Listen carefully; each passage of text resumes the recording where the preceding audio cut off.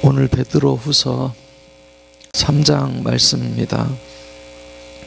1절에 2절에 보니까 베드로가 두 번째로 편지를 썼습니다. 편지를 쓴 이유를 설명하는데 성도들의 정직하고 진실한 마음을 일깨우고 선지자들의 영과 말씀을 기억하고 생각나게 하기 위함이라고 그렇게 말씀합니다. 사람의 악한 생각과 또 세상의 유혹이 자꾸 순수한 믿음을 더럽히기 때문에 그 진실한 마음을 일깨우기 위해서 말씀으로 자기를 살피고 꼭 돌아보고 또 말씀을 기억하라라고 그렇게 말씀합니다. 저희 집에 셋째 규원이가 있어요. 요즘 아주 활약 중이에요. 집에서 지금 말을 되게 안 들어요. 왜 그럴까 하고 이제 생각해 보니까 5살이 되면은 원래 부모님 말을 안 듣는다는 말도 있고, 가만히 지켜보니까는 형들이 건드려 놓고 아빠 눈치 보고 빠지고 야단을 혼자 다 맞는 것 같아요.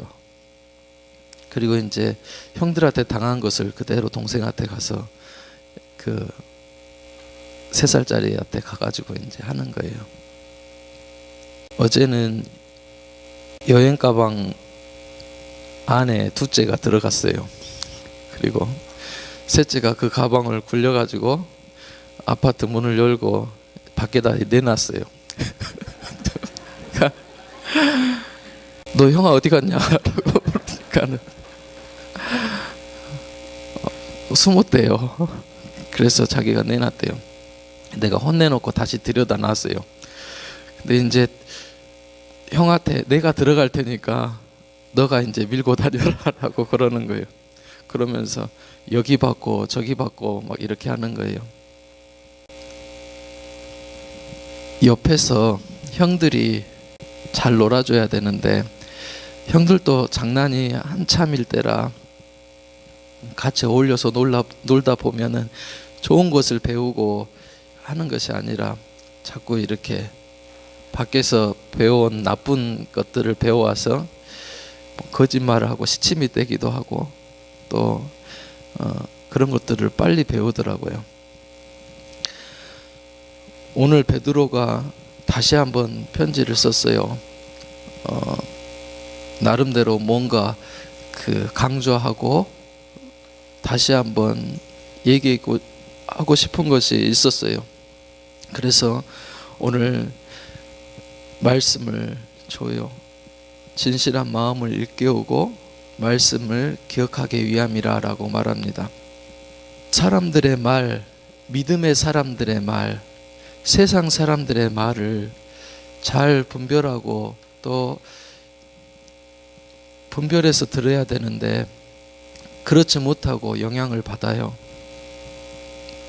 그래서 그 진실하고 순수한 마음이 혼탁해지고 또 더러워지고 해요. 그래서 그 진실한 마음을 다시 일깨워주고 말씀으로 자신을 돌아보고 점검하기 위해서 베드로가 다시 이렇게 편지를 쓰는 것을 볼 수가 있어요. 오늘 말씀을 받으면서 내가 주의해서 들어야 되는 것은 무엇인지, 또 무엇을 잘 받아들여야 하는 것인지, 또 오늘 내가 어떤 진실한 마음으로 이러한 말씀을 받아야 할 것인지 다시 한번 생각해 보았으면 좋겠습니다. 그리고 믿음의 사람, 지도자, 리더가 주는 그 말 한마디의 영향력이 얼마나 크고 또 귀한 것인 줄을 다시 한번 기억했으면 좋겠어요.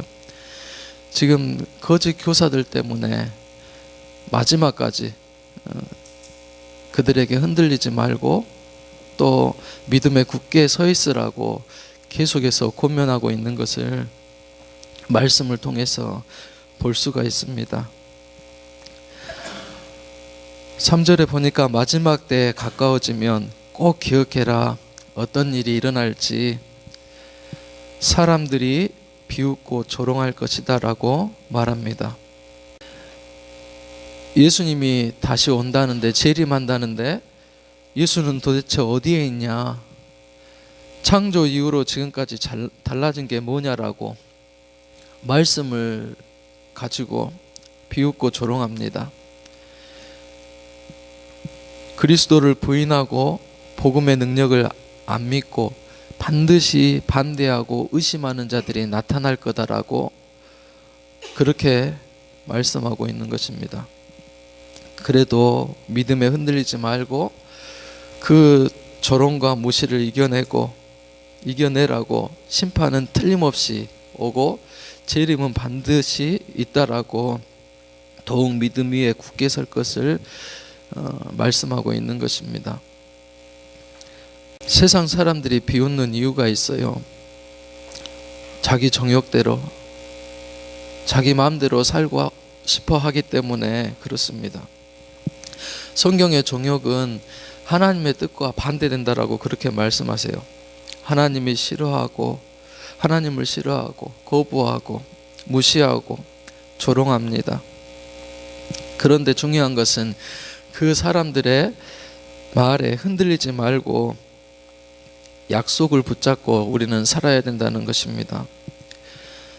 사람들의 말보다 더 신뢰해야 될 것은 바로 하나님의 말씀인 것을 기억하고 꼭 생각해야 됩니다. 내가 하나님 앞에 믿음 생활 하는데 나를 비웃고 조롱하는 사람이 있습니까? 그런 소리가 있습니까?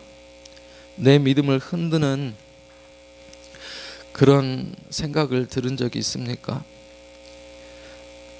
그때 어떻게 반응합니까? 나는 그냥 흔들려 버립니까? 그날 주시는 말씀을 붙들고 하나님의 음성을 듣고 말씀을 기억하면서 그 말씀 따라 살기를 힘쓰고 있습니까? 믿음의 말, 또 하나님의 말씀을 꼭 기억하고 생각하고 그 말씀 따라 살아가는 그러한 삶을 살아가는 우리 모두가 될 수 있기를 바랍니다. 4절 이하에 보면은 세상 사람들은 재림을 믿지 않아요. 주님께서 직접 가르쳐 주신 말씀인데도 믿지 않습니다. 신약에는 이 재림이라는 말이 316번이나 이렇게 언급이 되어 있어요. 기록되어 있습니다. 주님은 다시 반드시 오신다라고 말씀하세요. 오셔서 뭘 합니까? 반드시 세상을 심판하십니다. 그리고 그 심판은 지금도 계속되고 있습니다. 그 두 가지 증거를 얘기하죠. 창조의 역사와 노아의 홍수. 하나님은 모든 만물 천지를 말씀으로 창조하셨고 또 홍수로 심판하셨다. 노아는 그 심판 가운데도 말씀을 붙들고 방주를 지어서 구원받았고 그렇지 못한 사람들은 다 멸망했다는 것을 말하고 있는 것입니다. 기억해야 돼요. 내가 신앙생활하는 것, 불신자들이 우리 믿음의 생활하는 것을 비웃고 무시한다면 내 자신의 스스로 다시 한번 일깨워야 돼요. 아, 세상의 마지막이 가까웠구나. 내가 더 깨어서 기도해야 되겠구나. 말씀을 붙잡아야 되겠구나. 꼭 깨닫고 믿음에 더 굳게 설 수 있기를 바랍니다. 성경에도 마태복음 5장 10절에 보면 의를 위하여 핍박받는 자 천국이 저희 것이고 하늘의 상이 크다라고 그렇게 말씀하죠. 하나님의 심판과 약속, 이것은 홍수 심판 때처럼 반드시 이루어진다라고 말씀하고 있는 것입니다. 그 심판 때 되면은 다 의인도 죄인도 하나님의 보좌 앞에 서게 될 것입니다. 내가 그냥 세상 사람 말 따라가고 또 그러다가 주님 앞에 내가 섰을 때 정말 부끄럽지 않는 그런 삶을 우리가 살아야 되겠습니다. 그리고 내 삶을 돌아보면서 더 경건하고 거룩한 삶을 살려고 힘쓰고 그 심판대 앞에 섰을 때 하나님 앞에 상급받는 우리가 되어야 될 줄로 믿습니다. 내가 재림을 믿는다면, 내가 심판을 믿는다면 믿지 않는 사람들과의 나의 삶이 달라져야 될 것입니다. 차이가 있어야 될 것입니다. 하나님 살아계심을 믿고 하나님 다시 오심을 믿는다면 내가 이렇게 흐지부지하게 살면 안 되겠지요. 하나님의 심판을 생각하면서 기억하고 또 내가 절제하고 구별되게 살아야 될 것입니다. 8절 이하에는 오래 참으시는 하나님을 기억해라라고 말씀합니다. 사람의 시간과 하나님의 시간이 다르다라고 얘기해요. 하나님은 천년이 하루 같기에 서두르지도 지체하지도 않으신다라고 말씀합니다. 한 번에 우주를 말씀으로 창조하셨듯이 창조할 수도 있고 또 천년이 걸리는 시간을 한 번에 하루에 완성하실 수도 있습니다. 사람을 그렇게 만들어 쓰잖아요. 모세도 80년 동안 훈련하고 연단해서 그를 단련시켜서 쓰십니다. 내 인생도 하나님은 실수가 없으세요. 내가 돌아가는 것 같고 어떨 때는 힘들고 주저앉아 있는 것 같고 해도 하나님은 실수가 없으시고 실패가 없으세요. 하나님의 시간표 속에 내가 있다는 거예요.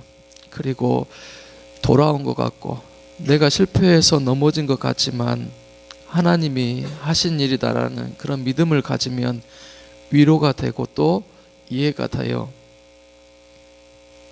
하나님은 다 우리가 하나님 앞에 돌아오기를 바라십니다. 그래서 오래 참으신 분이십니다. 한 사람이라도 더 구원받고 한 사람이라도 더 하나님 앞에 회개하고 돌아오기를 바라시는 것이 바로 하나님의 마음이세요. 그러면 우리들이 해야 될 건 무엇인가요? 하나님께서 이렇게 참고 기다리시는 동안 내가 해야 될 일, 또 전도하고 내가 권면하고 말씀 따라가야 될 것이 무엇인지, 권면해야 될 사람들이 누구인지 돌아보아야 되겠습니다. 10절에 보면 주님의 날은 도적같이 임한다라고 그렇게 말씀합니다. 우리의 최종 목적지는 하나님 나라입니다. 하나님 앞에 가는 것입니다. 그리고 그날을 생각하면서 기억해야 합니다. 잊지 말아야 됩니다.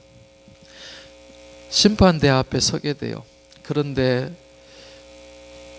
믿음을 잘 지키고 말씀 따라 살게 되면 바로 그 심판대는 우리의 시상대가 될 줄로 믿습니다. 제 종노릇 하지 않고 경건한 삶을 따라서 하나님께서는 살아가는 자들에게 상을 주신다라고 말씀합니다.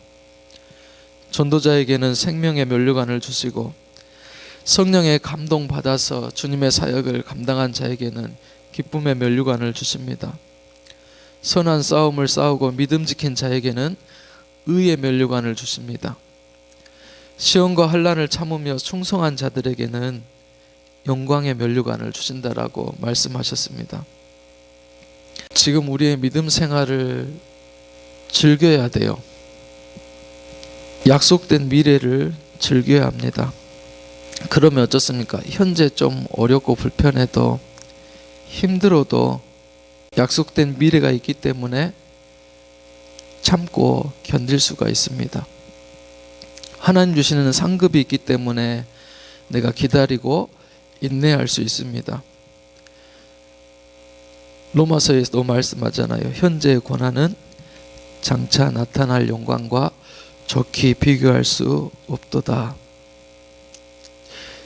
재림의 약속, 내 믿음, 세상 사람들은 믿지 않고 방해하고 흐트리고 넘어뜨리게 하지만은 하나님 주신 그 영광을 바라보면서 더 기도하고,